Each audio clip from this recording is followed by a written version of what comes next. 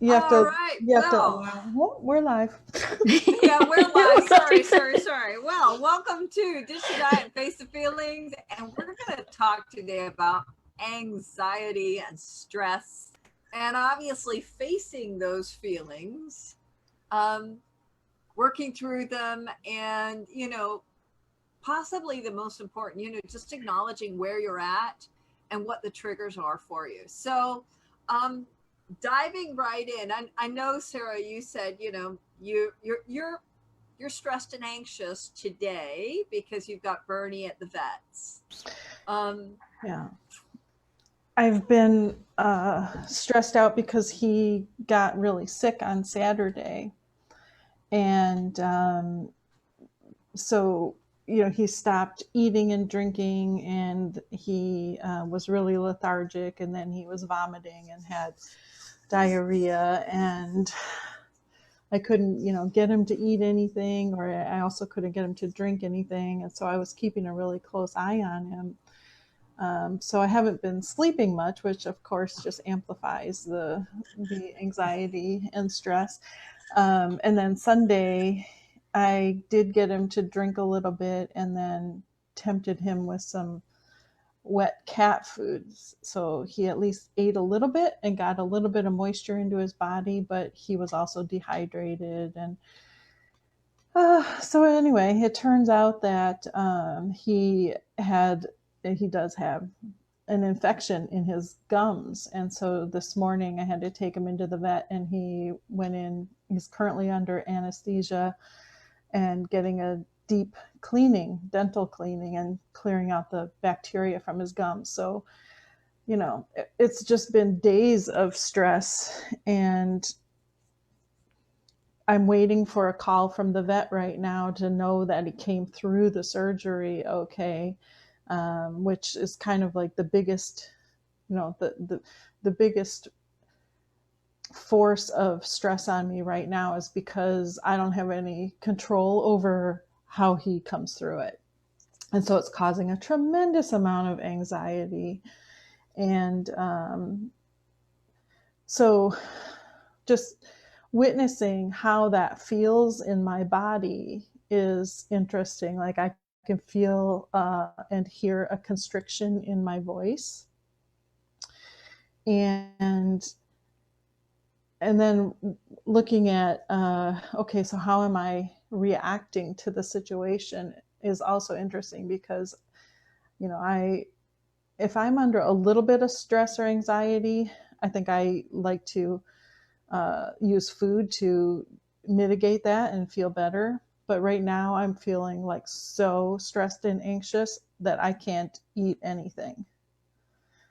So it's an interesting study in degrees of stress and anxiety, yeah.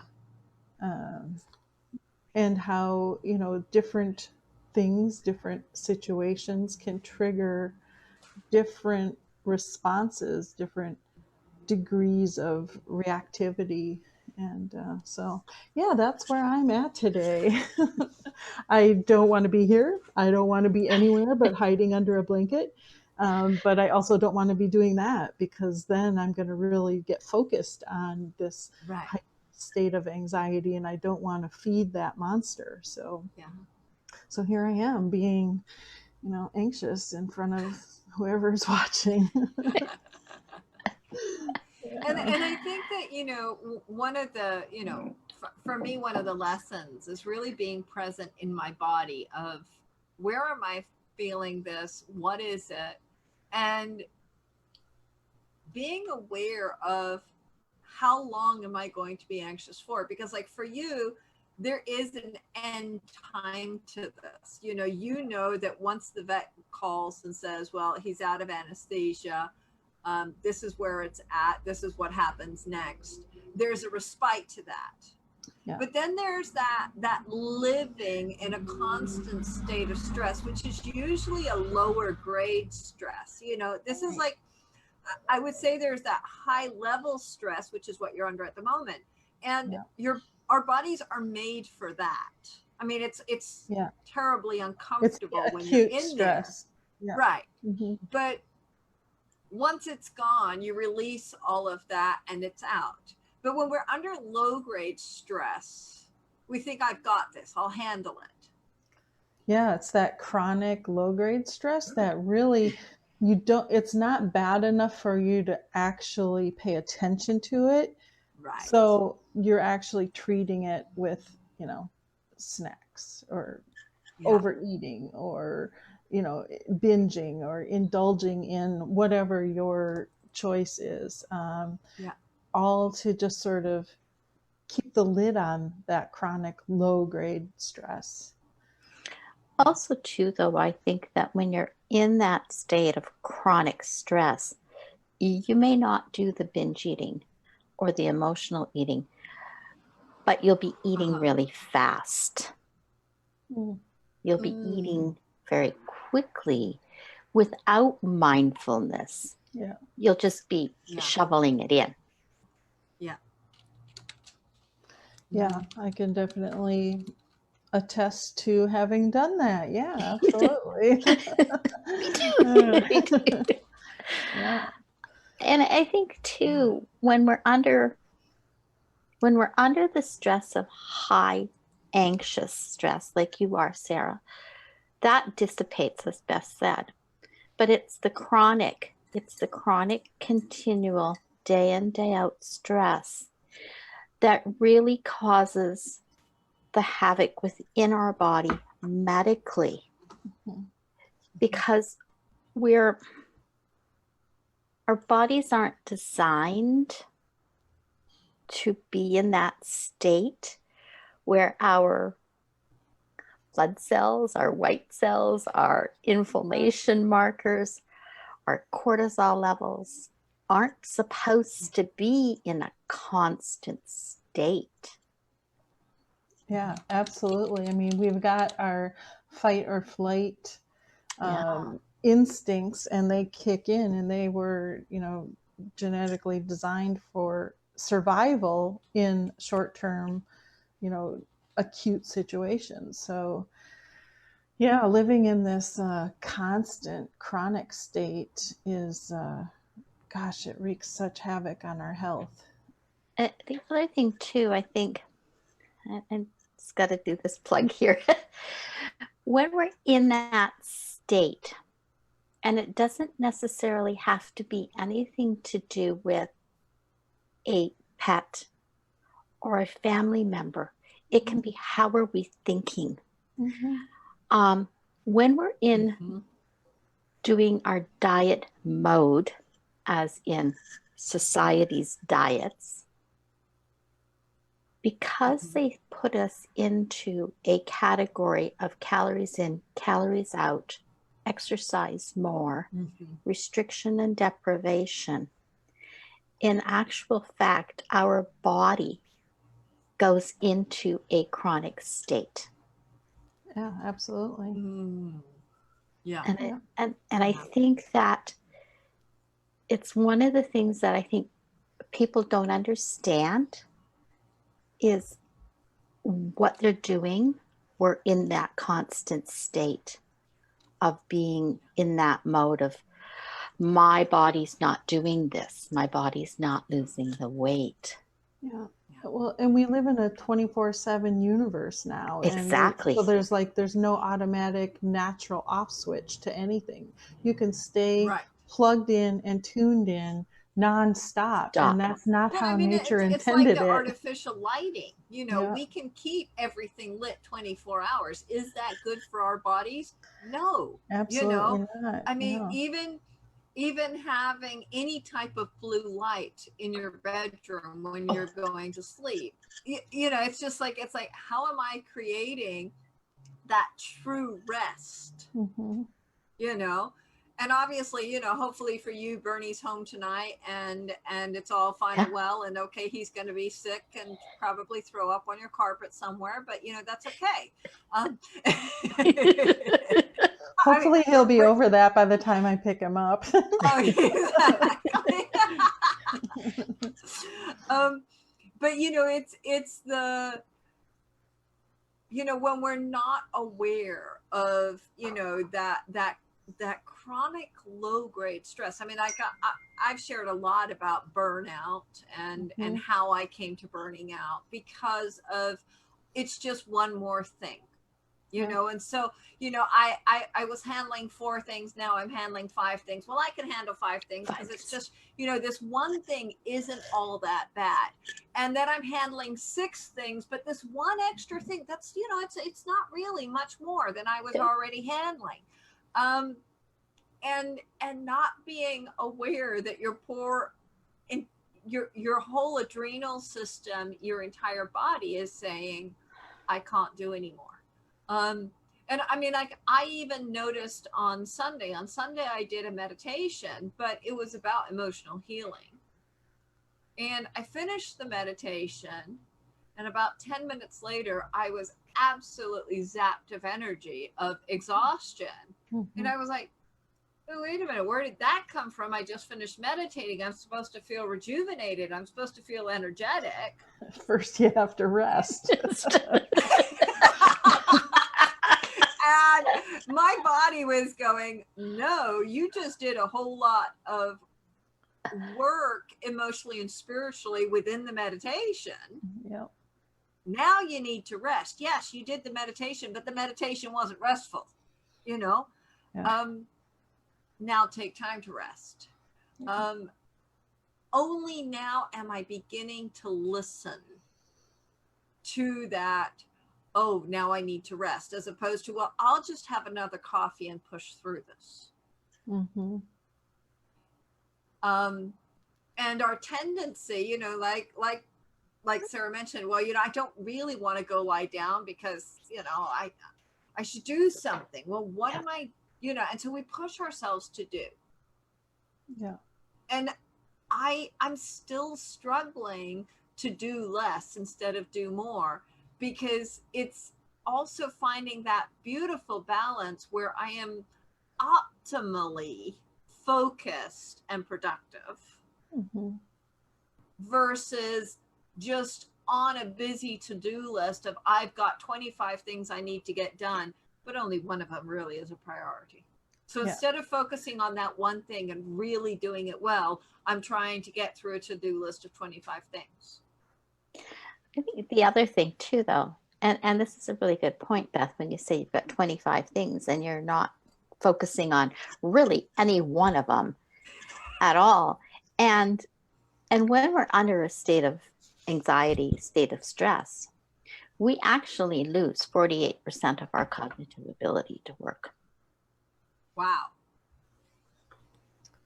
There's a That's number on a it. really high number.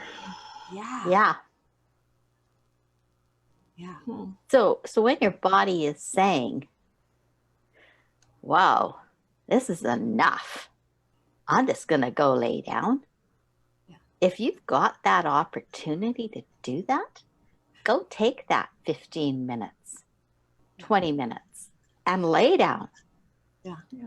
Because your body, when you get up, and your brain, it's going to be able to function. Yeah. Now think about it. If we're running in this every day, day in, day out, 24/7. And 48% of my brain is not available because I've got too many things to do on my to-do list. 48% of the 1 to 3% of our brain that we actually use. Very much. Total diminishing returns happening here. Yeah. Well, that's part of the reason that I created this midday meds series that I do in Discover Your Path You in the group, is just to give people a reason to take a break for like 10 or 15 minutes every day. Just like stop and breathe. And, you know, meanwhile, listen to a little guided meditation on whatever the topic is of the day, which doesn't matter. The point is to get to that point where you just stop and rest for a few minutes. Yeah. And I know, you know, at the height of exhaustion, I finally gave into putting in my schedule 30 minutes every afternoon at about 3 p.m. to do meditation or have a nap or do sleepitation. And it took me about 9 months of doing that every day. until I came back to a place where I no longer needed it every day. Awesome. But I hadn't realized how exhausted I was until I reached that point of, if I don't do this, I can write off 3 to 6 p.m. because I'm not getting anything done. And Beth, that's such a great point, because, you know, we can sit here and talk about, oh, these great ideas, things to do, is just like go rest for a few minutes. Well, it's not go rest for a few minutes today on Tuesday because it's Tuesday. You did it for 9 months before your body finally said, okay, I'm good now. I'm done. Good. Exactly. Yeah. I mean, it's Yeah. not just you know, okay, I'll try it on, you know, Wednesday afternoon and see if that works for me. Oh my gosh, you've been under this chronic stress for years, decades, however long it's been. It's not going to undo itself overnight.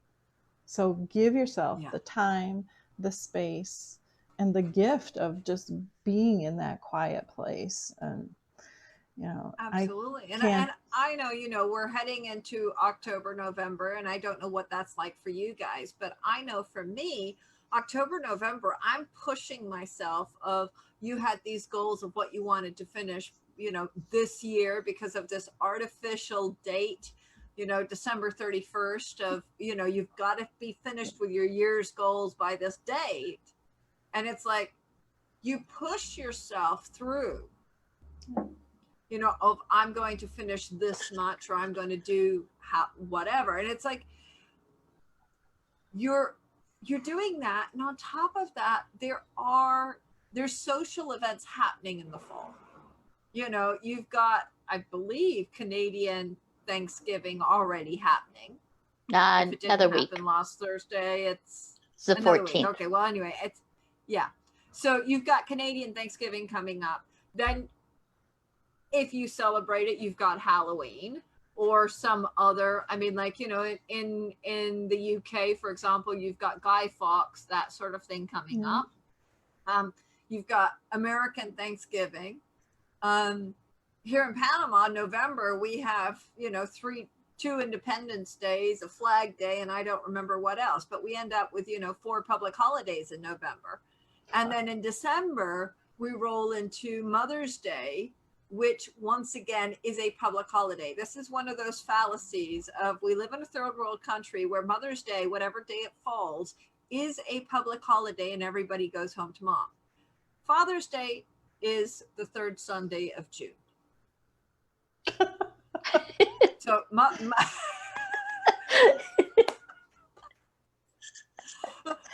I'm trying to decide. Sacred. Yeah, I was going to say, well, like, who's on the pedestal? Yeah.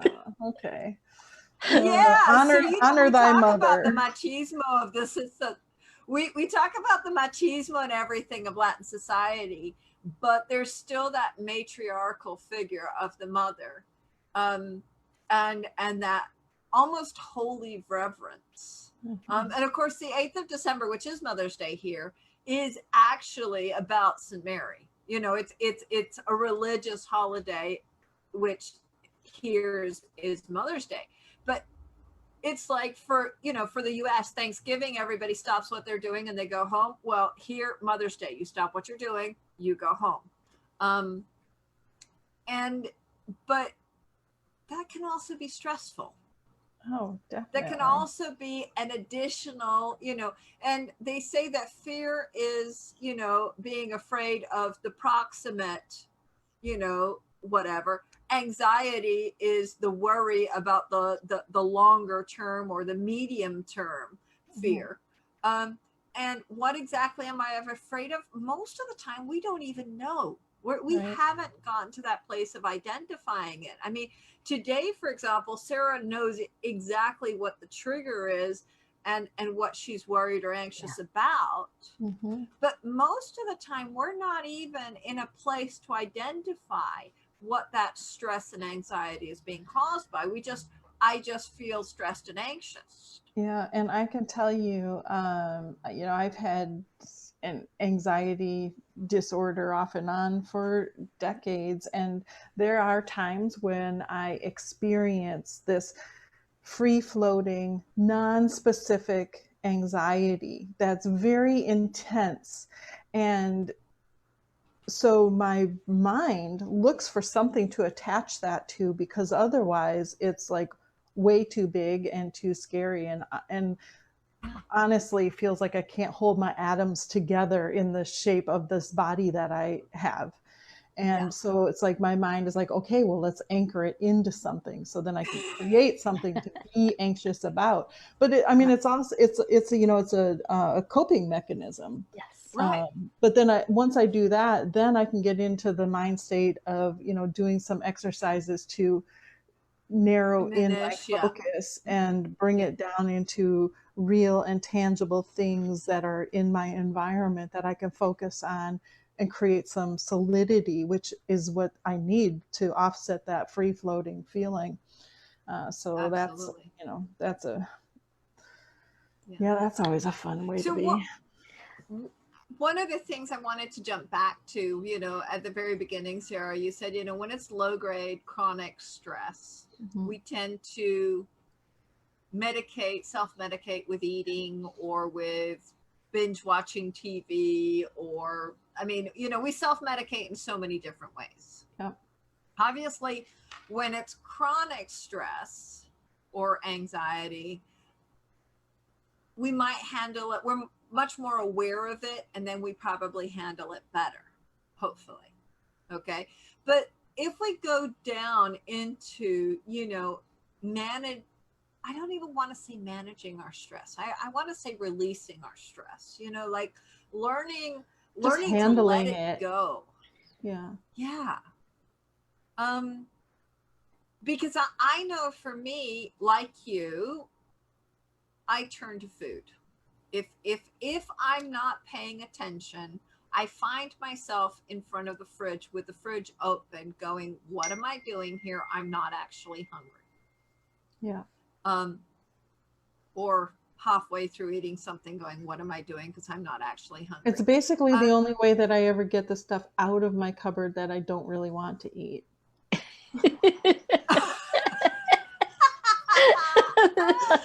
but it's once you start to live in awareness, and this is why we talk a lot about mindful eating, we talk about facing the feelings, but it's really, when we get in touch with I'm not hungry, then the next step is, well, if I'm not hungry, then what am I? Yes. Exactly. Oh, I'm hungry. Yeah, hungry is so much easier. Way easier. Oh, yeah. Don't want to deal with those real feelings.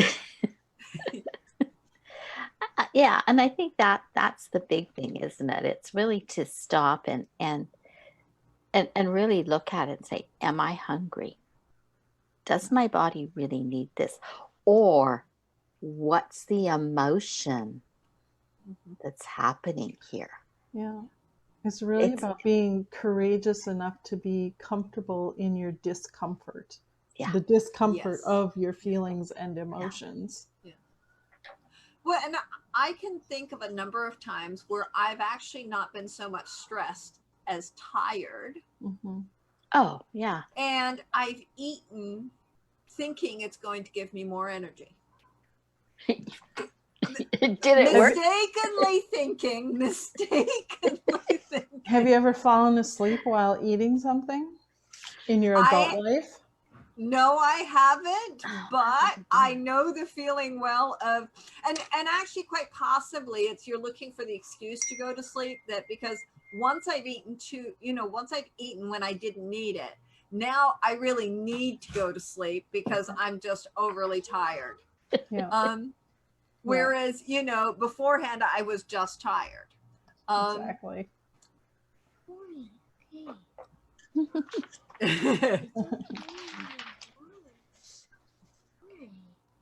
All right, guys. Well, we have reached our time, and I have a little one that is home for the afternoon because, she's got a bit of a cough. Okay. Yeah. So I'm going to say we're signing out, but be willing to face those feelings. Yeah, even just to name them is a really good first step. Just to say, oh, I'm feeling for me today, very anxious. And then I can start to look at specifically, what does that mean? What's causing it? And, yes, I know hopefully within an hour I'll hear back from the vet that my dog is fine and came through anesthesia. And then, my body is going to go into like a total letdown, and I'll be exhausted after that. Yes. And that's okay. But that's just that stress response to this anxious situation. So, Yeah. situational stress and anxiety, you deal with it in the moment, but the really important thing is paying attention to and dealing with that chronic long-term stress, that low grade, insidious stress.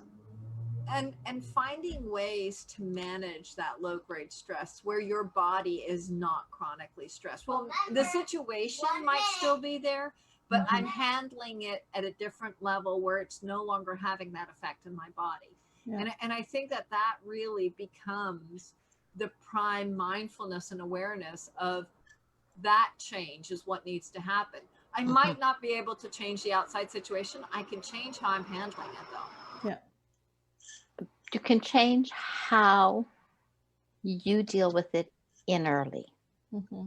But you first have to recognize, what are you feeling inside?